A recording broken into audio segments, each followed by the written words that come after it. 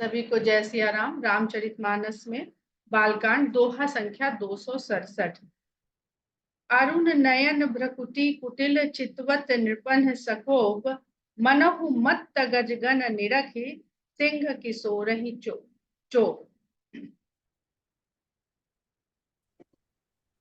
यहीं पर थे ना हम लोग। तो परशुराम जी का प्रवेश हो चुका है यज्ञशाला में, जहां पर धनुष यज्ञ का आयोजन अभी अभी संपन्न हुआ है।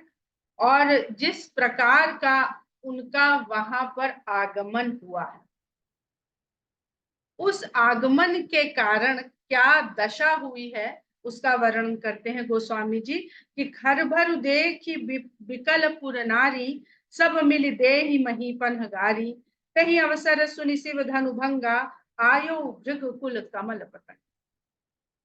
लक्ष्मण जी क्रोध से देख रहे थे, जो राजाओं के बीच में खलबली मच गई थी कि हम ले लेंगे, जीत लेंगे, और ऐसे कैसे धनुष तोड़ने से ये सब चल रहा था। इतने में ही खरबरु देख विकलपुर नारी, और सीता जी की माता भी इस शंका में पड़ गई थी कि अब जो व्यवस्था की गई थी भाई शांति पूर्वक हो गई, अब विवाह होने दो, तो अब ये इन राजाओं ने इस प्रकार की उसमें अव्यवस्था डाल दी, पता नहीं अब क्या होना चाहता है। तो कभी कभी हमारे जीवन में जब कोई एक छोटी समस्या आती है तो कोई बड़ा संकट आ जाता है, और बड़ा संकट आ जाता है तो हम घबरा जाते हैं। जैसे अगर हम इसको ट्रैफिक से समझें कि हमारी छोटी सी कार ट्रैफिक में फंसी हुई है और इधर उधर से motorcycle, scooter, cycle, rickshaw, e rickshaw सबने फंसा दिया है, और हम सोच रहे हैं कि क्या हो, कैसे निकले, और बुन बुन सब लोग कर रहे हैं। इतने में बहुत बड़ा टैंकर आता है 16 पहियों वाला, और वो चलेगा तो सब इधर उधर मारता ठोकता चला जाएगा, दबाता सबको। तो वो आता है, वो अपने लिए जगह बनाता है, सब हट जाते हैं और हम भी उसके पीछे आराम से फिर निकल जाते। तो ये जीवन की किसी भी परिस्थिति का यहाँ पर एक दृश्य उपस्थित किया जा रहा है कि कभी भी जीवन में कुछ भी हो तो आप घबराइए नहीं, क्योंकि जो ब्रह्मांडीय शक्ति है संचालन वो कर रही है, और वो सारा संचालन जो है किसके फेवर में है और किसके अगेंस्ट में है, वो सारा आपकी वाइब्रेशन पर डिपेंड करेगा कि आप किस तरह की वाइब्रेशन लेकर के इस ब्रह्मांड में मौजूद है। भले ही न गणे हैं पर मौजूद तो हैं हम लोग इस ब्रह्मांड में। तो घर भर देख विकलपुर नारी, ये खलबली जो मच गई इसको देख करके मिथिला के जो विकलपुर नारी जो स्त्रियां थी वो और अधिक व्याकुल हो गई, और सब मिलकर राजाओं को गाली देने लगी। कहीं अवसर सुनि शिव धनु का, उसी समय शिव जी के धनुष का भंजन हुआ सुन करके। क्यों सुन करके? क्योंकि हमने पढ़ा कि उसका इतना जोर का रव हुआ था, ऐसी ध्वनि हुई थी। आयु भृगुकुल कमल पतंगा, भृगुकुल के सूर्य के समान, कमल के सूर्य के समान परशुराम जी वहां पर पधारे। देख महीप सकल सकुचाए, बाज झपट जनु लवा लुकाने। अब कमल के सूर्य यानी सूर्य निकलेगा तो कमल तो खिल जाएंगे, पर जो कमल नहीं है, जो राजा जो इस प्रकार अपने हारे हुए पराक्रम का फिर से दिखावा कर रहे थे झूठा, वो सभी परशुराम जी को आया देख करके संकुचित हो गए। जैसे बाज झपट जन लवा लुकाए, जैसे यदि छोटे छोटे पक्षी हैं आपस में लड़ भिड़ रहे हैं, चेचू कर रहे हैं, और कोई बाज झपट्टा मारे तो सब छुप जाते हैं कि हम बच जाएं इसके पंजे की गिरफ्त में आने से। गौरी शरीर भूति भल ब्राजा, बाल विशाल त्रिपुंड विराजा। गोरा उनका शरीर है जिस पर जो भभूत मल रखी है वो बहुत सुंदर लग रही है, और विशाल उनका मस्तक है जिस पर त्रिपुंड विराजमान है। तो अब अगर देखिए तो शंकर भगवान से कितना मिलता जुलता रूप है। वो भी गोरे रंग के हैं, कर्पूर गौरम, बस करुणावतार नहीं है ये परशुराम जी, क्रोध के अवतार। और वो भी भभूत मले रहते हैं, ये भी भभूत मले। तो क्या दो चीज यहाँ पर गोस्वामी जी आपको समझाना चाह रहे हैं, शिव का धनुष और उसके चहेते, उसको प्रिय मानने वाले परशुराम जी। दो जन है उसको प्रिय मानने वाले, एक जनक जी और एक परशुराम। इसको समझने का प्रयास करते चलिएगा। गौरी शरीर भूति भल भ्राजा, बाल विशाल त्रिपुंड विराजा, शीस जटा शशि बदन सुहावा। चंद्रमा के समान मुख पर शीश में सुंदर जटा विराजमान है, शोभायमान है। ऋषि बस कछुक अरुण हो आवा। क्रोध के कारण वो गोरा चेहरा तनिक सा लाल हो गया है। गोरा आदमी गुस्साता है तो लाल जल्दी हो जाता है। भ्रकुटी कुटिल नयन रिसराते, भौवें टेढ़ी है और नेत्र गुस्से से भरे हुए हैं। सहजौ चितवत मनहु रिसाते, सहज में भी कहीं देखते हैं तो लगता है गुस्से में ही देखते हैं। अब यहाँ पर जरा याद करते चलिएगा शंकर जी की दृष्टि, जो करुणावतार हैं, और जब अपने तीसरे नेत्र से यानी विवेक रूपी नेत्र से देखते हैं तो किसको भस्म करते हैं, किसको समाप्त करते हैं। वृषभ कंध उर बाहु विशाला, वृषभ के समान चौड़े कंधे हैं, विशाल बाहु है। चारु जनेऊ माल मृगछाला, सुंदर जनेऊ माला धारण किए हुए हैं और मृग की छाल पहने हुए। शंकर बाघ अंबर पहनते हैं और ये मृग छाल पहनते हैं। तो इन सबके भी आध्यात्मिक तात्पर्य हैं। शायद बाघंबर सिंह धर्म का प्रतीक है और मृग इच्छा का प्रतीक है, तो शायद इसलिए इनको मृग की छाल पहनाए हुए बताया जाता है और शंकर जी बाघंबर पहने रहते हैं। कटि मुनि बसन तून दुई बांधे, कमर पे मुनियों का वस्त्र पहना हुआ है और उस पर दो तरकश बंधे हुए। अब दो तरकश क्यों बंधे? धनुसर कर कुठार कल का दे, हाथ में धनुष है और कंधे पर हर्षा परशु। शांत बेसु करनी कठिन बरन न जाय स्वरूप, वेशभूषा तो उनकी शांत है यानी साधुओं वाली है, साधुओं को शांत चित्त होना चाहिए। लेकिन करनी कठिन, लेकिन जिस तरह से आए हैं वो शांत नहीं है, वो बड़ी कठिन, कुछ तो आज गड़बड़ होने वाली है ऐसा प्रतीत हो रहा है। क्योंकि इतने सारे अभी ऋषि मुनि आए तो ऋषि मुनियों के आने से कोई गड़बड़ नहीं हुई थी, राजाओं ने भले गड़बड़ करी थी, लेकिन ऋषि मुनि अपना जो उनकी वेशभूषा थी वैसा ही उनका व्यवहार आचरण था। पर ये तो आए वेशभूषा कुछ और आचरण यानी द्वंद, दो रूप जीवन में, जीव के भीतर सदा दो रूप। और वही दो तरकश क्या है? दो तरकश ये भी समझते चलिएगा अपने अपने आप से भी। बहुत सारे प्रतीक हैं इस दो तरकश के। एक तो यही है कि परशुराम जी ही दो धनुष को प्रत्यंचा चढ़ा सकते थे, एक शिव धनुष और एक विष्णु धनुष। तो विष्णु धनुष तो वो लिए ही हुए हैं और जो शिव धनुष है वो देखने आए हैं कि क्या हुआ है। एक धनुष उनके पास है और एक धनुष राजा जनक के पास है। एक का काम है पालन करना और एक का काम है संहार करना। विष्णु जी का काम है कि वो पालन करें और शंकर जी का काम है कि वो संहार करें। और परशुराम जी दोनों दो तरकश बांधे, एक धनुष हाथ में और एक की खोज खबर लेने आए हैं। यानी उनका जो हस्तक्षेप है, जो उनकी क्षमता है, वो दोनों धनुष को संचालन की है, दोनों धनुष में प्रत्यंचा चढ़ा सकते हैं। दो तरकश उन्होंने इसीलिए शायद लगा रखे। शांत बेसु करनी कठिन बरन न जाई स्वरूप, धरि मुनि तन जनु वीर रसु आयौ जह सब। वेशभूषा तो शांत है, उनका आगमन बड़ा ही दुरूह कठिन है।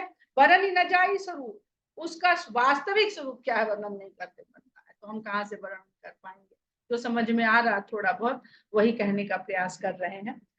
जैसे मुनि का वेश धारण करके वीर रस स्वयं वहां आ गया जहां सारे राजा लोग इकट्ठे। राजा क्षत्रिय वीरता के प्रतीक है, ब्राह्मण साधु ऋषि शांति का प्रतीक है। तो उस जगह पर वो पधार गए हैं, अकेले ऐसे व्यक्ति हैं जो शांत और वीर रस दोनों वो अपने साथ लेकर के आए हैं। तो वेशभूषा में शांति है पर व्यवहार में क्रोध है।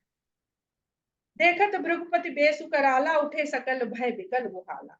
और जिस तरह से वो वहां पधारे हैं उसको देख करके सभी राजा व्याकुल हो गए। पितु समेत कहीं कहीं निज नामा, लगे करण सब दंड प्रणाम। अपना अपना परिचय बारी बारी से खड़े हुए और अपना नाम कुल सहित, पिता के नाम सहित, राज्य सहित बताने लगे और दंडवत प्रणाम करने लगे। यही सुभाए चित वही हित जानी, सो जानी जनु आई फुटानी। और जिसकी तरफ परशुराम जी देख देते हैं वो लगता आज पूरी हो गई हमारी, बस देखा है इन्होंने, पता नहीं वो प्रिंसिपल का होता था ना दौरा जब स्कूल में, तो जिस तरफ बच्चे की तरफ दृष्टि पड़ जाए तो जो गलती किया वो तो डरता ही था, जो गलती नहीं किया वो भी डरता था कि भाई प्रिंसिपल है, इसको तो जो कह देगा वही सत्य माना जाएगा। जनक बहोरी, तो यहाँ पर देखते चलिएगा कि सामर्थ्य के साथ अहंकार किस प्रकार उसका समावेश हो रहा है। जनक बहोरी आई सिरुनावा, सिय बोलाई प्रणाम करावा। जनक जी तुरंत पधारे, क्योंकि उन्हीं की सभा है, और आते ही उन्होंने शीश नवाकर उनको प्रणाम किया और तुरंत सीता जी को बुलवाकर सीता जी के द्वारा भी परशुराम जी को प्रणाम करवाया। आशीष दीन ही सखी हरसानी, उन्होंने सीता जी को आशीर्वाद दिया तो सखियां प्रसन्न हुई कि भैया चलो इन पर तो क्रोधित नहीं है। निज समाज ले गई सयान, और फिर स्त्रियों के समाज में ले जाकर के पहुंचा दिया सीता जी को। विश्वामित्र मिले पुनि आई, इसके पश्चात विश्वामित्र आकर के परशुराम जी से भेंट करते हैं और पद सरोज मेले दो भाई, और दोनों भाइयों को मिला करके उन्होंने बुला करके परशुराम जी के चरण वंदना करवाई। राम लखन दशरथ के ढोठा, और जब वो उनको चरण वंदना कर रहे हैं, चरण स्पर्श कर रहे हैं, प्रणाम कर रहे हैं, तो बताते हैं राम लखन दशरथ के ढोठा, दीन आशीष देख भल जो। ये राम और लक्ष्मण है, दशरथ जी के पुत्र हैं। देखा और बड़ा ही सुंदर जोड़ा, इन दोनों राजकुमारों को देखा, उनको आशीर्वाद दिया, बड़ा अच्छा लगा।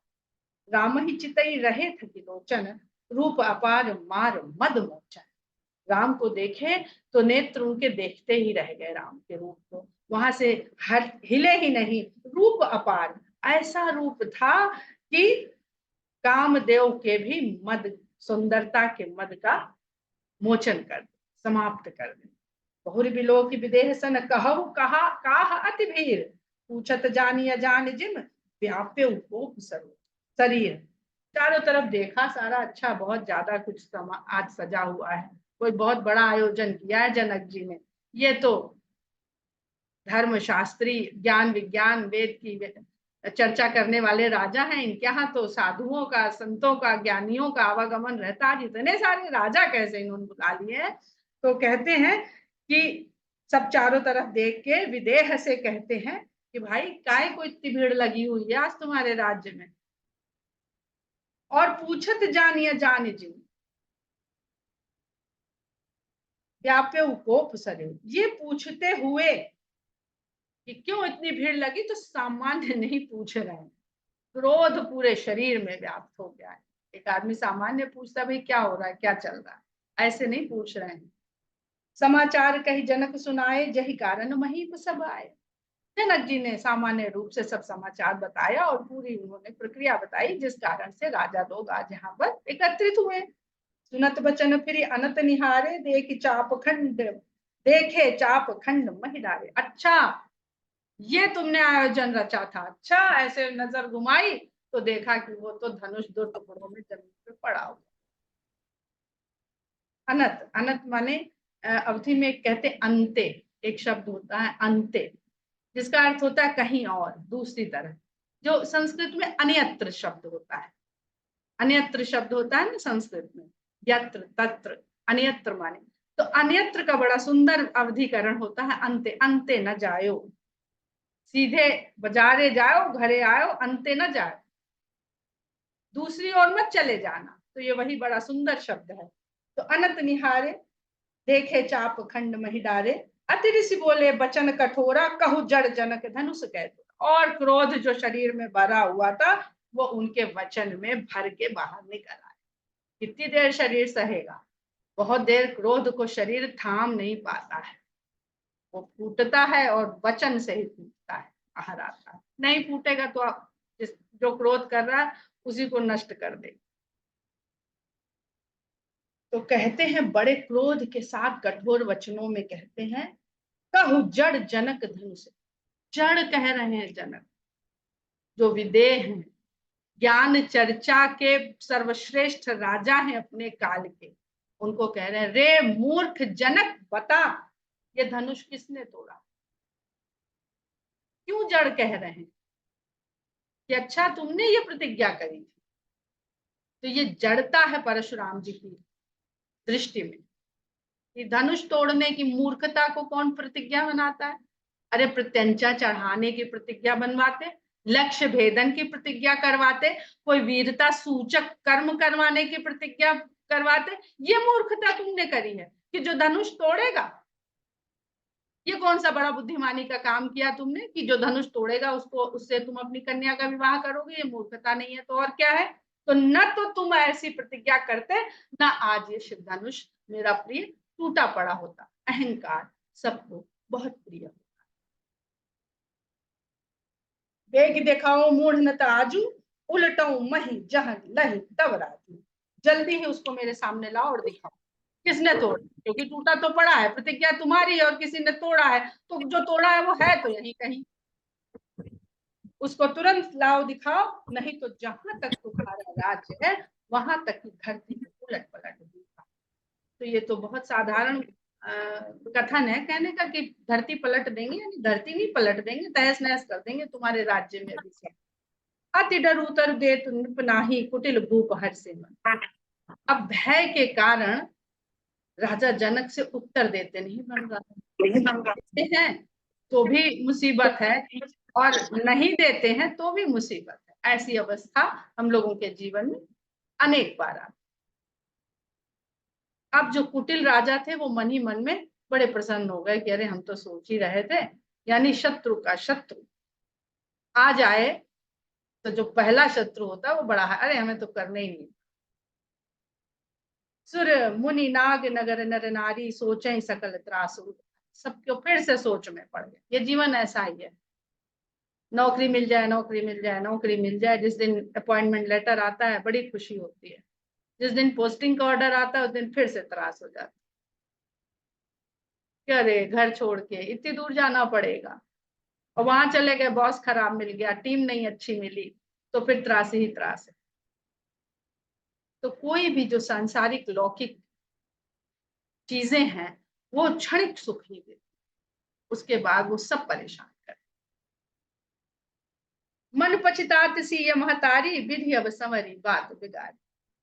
और सीता जी की माता फिर से मन में पश्चाताप करने लगी है कि विधाता ने बनी बनाई बात बिगाड़ दी। सीता जी का जीवन सदा इस तरह के उहापोह से भरा रहा।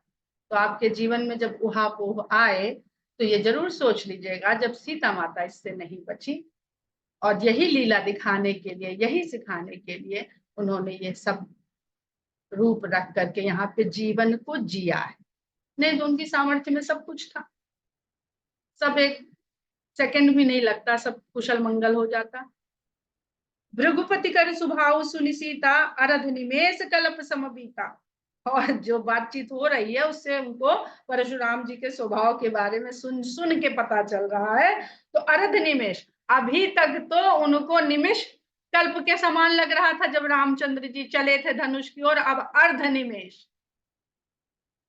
जब चीज अपनी नहीं होती है तब तक थोड़ी थोड़ी घबराहट होती, और जब चीज अपनी हो जाती है तो ज्यादा घबराहट।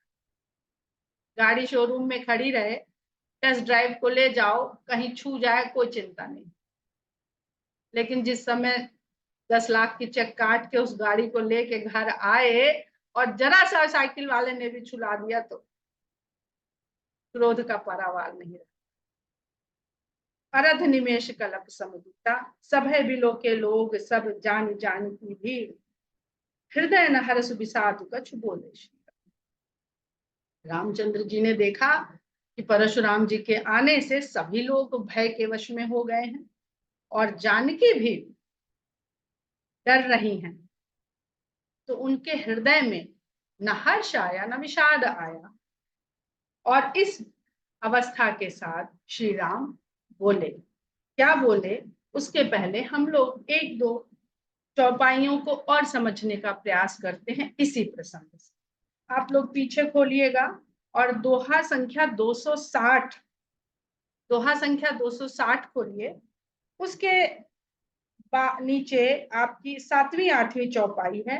लेत चढ़ावत खैंचत गाढ़े, काहू न लखा देख सब ठाढ़े, तही छन राम मध्य धन तोरा, भरे भुवन धुनि घोर कठोरा। और छंद में लिखते हैं गोस्वामी जी कि भरे भुवन घोर कठोर रव रवि बाज तज मारु चले।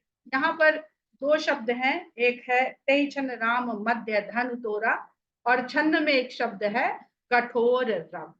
इसको समझने का प्रयास करते हैं, क्योंकि यही थोड़ा बहुत समझ में आया है, और तो ज्यादा मेरी समझ में नहीं आए हैं इसके क्या मर्म है, क्या गूढ़ रहस्य है। सबसे पहले हम जब कोई नया चैप्टर पढ़ते हैं और पिछला चैप्टर भूल गए तो बड़ी गड़बड़ हो जाती है अपने सिलेबस को पढ़ने में भी, क्योंकि कुछ सिद्धांत वहां रखिए प्लीज। और अगर हम a plus b whole square equal to a square plus b square plus 2ab ये भूल गए तो आगे हम चाहे जितने कठिन फॉर्मूला पढ़ लें हमको कोई नहीं। अब इस प्रसंग में हम लोग को जरूरत है शिव प्रसंग और नारद प्रसंग, इन दो प्रसंगों को थोड़ा सा रिमाइंड करने की बहुत जरूरत है, क्योंकि शिव धनुष तोड़ा गया। और हम लोग ये समझते हुए चल रहे हैं कि शंकर जी का जो धनुष है ये अहंकार का प्रतीक है। अहंकारों में भी ये सात्विक अहंकार का प्रतीक है। और शंकर जी ने त्रिपुरासुर का वध करने के लिए इस धनुष का प्रयोग किया था। ये भी बात हम लोग चर्चा कर चुके हैं कि त्रिपुरासुर का तात्पर्य क्या है। त्रिपुरासुर इस संसार के तीनों लोकों में, तीनों कालों में, तीन अहंकार के रूप में सदा समाया रहने वाला अहंकार है, जो समय समय पर व्यक्ति व्यक्ति के अनुसार अपना रूप बदलता रहता है और अपनी सत्ता को बनाए रखता है। अहंकार सतो, तमो और रजो, ये तीनों अहंकार के रूप में रहता है। और त्रिपुरासुर अपने सुविधा अनुसार इन अहंकारों के अलग अलग पुरों में प्रवेश करता रहता था और अपने को बनाए रहता था। तो शिव जी ने धनुष पर बाण चढ़ाकर जब इन तीनों तरह के अहंकार को समाप्त कर दिया, तो जब बाण इसलिए नहीं है क्योंकि जो बाण का लक्ष्य था जब वह समाप्त हो गया तो उस बाण की आपको जीवन में आवश्यकता नहीं है, वो काम आ गया इन अहंकार का नाश करने में, वध करने में। तो जब अहंकार का वध कर दिया, बाण की आवश्यकता नहीं है, तो धनुष की क्यों आवश्यकता है। धनुष एक यंत्र है, सिस्टम है, और बाण अप्लाई करने का एक साधन है। तो जब बाण इस्तेमाल हो गया, प्रयोग हो गया, तो अब ये सात्विक अहंकार रूपी धनुष को शंकर भगवान ने त्याग दिया कि अब इसकी आवश्यकता जीवन में न पड़े, वही बेहतर। अब त्याग दिया तो उसको रखे कहां, छोड़े तो ये जहां जाएगा वहां क्या इसको सतोगुणी व्यक्ति ही इसको अपने पास संभाल के रखेगा और इसका स्वरूप कभी नहीं बदलेगा। तो जनक जी को चुना। जनक जी इतने सतोगुणी व्यक्ति थे, राजा थे, उनके पास रखा गया कि यही इसको संभाल के रखेंगे, क्योंकि युद्ध प्रेमी राजा नहीं थे वो। तो जनक जी के यहाँ रखा गया। जनक जी के यहाँ जब वो धनुष गया तो कोई भी वस्तु जब आपके पास आती है तो वो आपको अहमता के भाव से भरती है कि ये मेरी, मैं इसको धारण करता हूं। तो जब सात्विक रूपी अहंकार का धनुष जनक जी के पास गया, यानी वो बिल्कुल सुपात्र थे उसको रखने के लिए, उसके पश्चात वहां पर आदि शक्ति का सतोगुणी रूप सीता जनक जी के घर में पधारे। तो जहां सात्विक अहंकार वहीं सतोगुणी शक्ति का स्वरूप, क्योंकि उस सतोगुणी शक्ति का प्रयोग सात्विक कारण से किया जाना चाहिए। इसलिए उन्होंने ये प्रतिज्ञा ली थी कि अगर इसको, इस सतोगुणी शक्ति को किसी अहंकारी व्यक्ति के हाथों में दे दिया गया तो वो इस सतोगुणी शक्ति का स्वरूप विकृत कर देगा।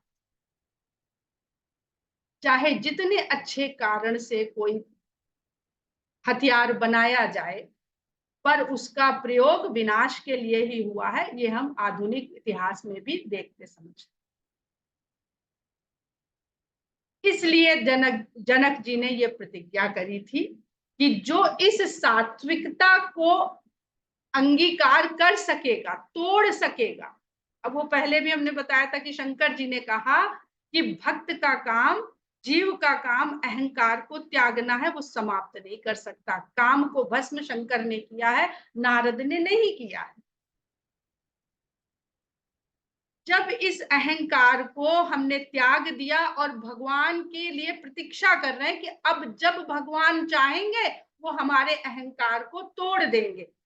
और भगवान ने जब उस धनुष को उठाया तो लिखते हैं गोस्वामी जी कि ते ही क्षण राम मध्य धनु तोड़ा, बीच से तोड़ा। अब ये बीच क्या है, बहुत सुंदर राम किंकर जी इसका व्याख्या करते हैं कि हम अहंकार का जन्म होता कब है। हमारे जन्म से पहले हमारे भीतर कोई अहंकार नहीं है और हमारी मृत्यु के उपरांत हमारे भीतर कोई अहंकार नहीं है। तो ये अहंकार रहता कहाँ है, जन्म और मृत्यु के मध्य। जन्म भगवान के हाथ, हम कहाँ जन्म लेंगे, भगवान के हाथ। हमारी मृत्यु कब कहाँ कैसे होगी वो भी हम नहीं तय करते, वो भी भगवान के हाथ। तो जब जन्म भगवान के हाथ, मृत्यु भगवान के हाथ, तो हम उसके बीच का भाग भी भगवान के हाथ में क्यों ना सौंप दें। यदि हम उस मध्य को भी भगवान को सौंप देंगे तो हमारा कल्याण ही कल्याण है। ये अहंकार हमको कभी बंधन में नहीं डाल पाएगा, यानी प्रत्यंचा चढ़ा नहीं पाएगा। प्रत्यंचा चढ़ाने का मतलब है कि फिर इस जीवन के रूपी अहंकार में हम बंधन में पड़ गए और फिर कर्म रूपी बाण चलाने लगे। कहते हैं गोस्वामी जी से, किसी ने कहा कि राम ने धनुष को तोड़ा तो धनुष से अन्य जड़ चेतन सब भगवान के हैं, तो अन्य जड़ तत्वों ने कहा, बहुत सुंदर सुंदर प्रसंग है कि जड़ जनक क्यों कहा, जड़ क्यों कहा परशुराम जी ने।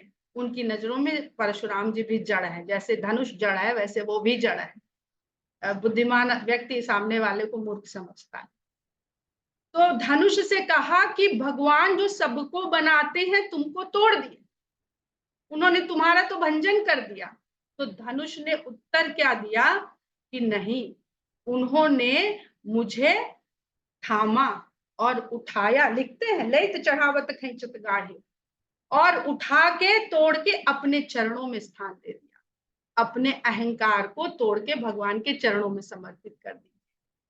जनक जी ने क्या किया कि ये धनुष अहम का भाव था, उसको तोड़वा दिया, अहम के भाव को तोड़वा दिया। और सीता जो ममता का प्रतीक है, मेरी बेटी, तो मेरा को कैसे त्यागा कि जो मेरा है सो तेरा है, ये मेरा मेरा कुछ है नहीं। तो उन्होंने अहम का और ममत्व का, दोनों का, अहम को तोड़ दिया और ममत्व को भगवान को सौंप दिया। ये मेरी नहीं है, तुम्हारी है, ये शक्ति सब तुम्हारी है, ये तुम्ही को समर्पित है। पर उसमें पहचानना तो था उन्हें कि वो ईश्वर है कहाँ, वो ईश्वर है कौन जो इस शक्ति को वर्ण करने के लिए आएगा। तो ये प्रसंग है इसका। और अगर हम नारद जी के प्रसंग से फिर इसको और तुलना करते हैं तो त्रिपुरासुर, जिसका शंकर भगवान ने इस धनुष के बाण के द्वारा समापन किया था, उससे पहले देव को भस्म कर चुके थे। चार चीजें है ना इस संसार में फंसाने के लिए, काम क्रोध लोभ मोह। सबसे पहले उन्होंने काम को वध किया, फिर उसके बाद त्रिपुरासुर के रूप में उन्होंने लोभ मोह क्रोध का वध किया और हो गए मलंग मस्त भोले भंडारी। और नारद जी ने क्या किया, काम को जीता, समाप्त नहीं किया, काम को जीता। और काम को जीता तो क्या हुआ, जो क्रोध लोभ मोह त्रिपुरासुर के प्रतीक हैं, वो विश्व मोहिनी को देख के मोहित हुए, मोह। फिर उसको वरने वाला तीनों लोगों का राजा पड़ेगा, बनेगा लोभ,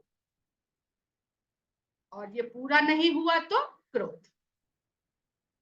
तो ये इतना सुंदर प्रसंग है, ये पूरा बाल कांड का, नारद शिव पार्वती के वार्तालाप से लेकर के नारद प्रसंग, और फिर ये धनुष यज्ञ धनुष भंजन तक का, कि इसको जितनी भी चर्चा की जाए उतना ही समय कम है। हम लोगों का आज का समय पूरा हो गया है, एक दो बातें रह गई हैं, फिर कभी मौका लगेगा तो फिर कहेंगे।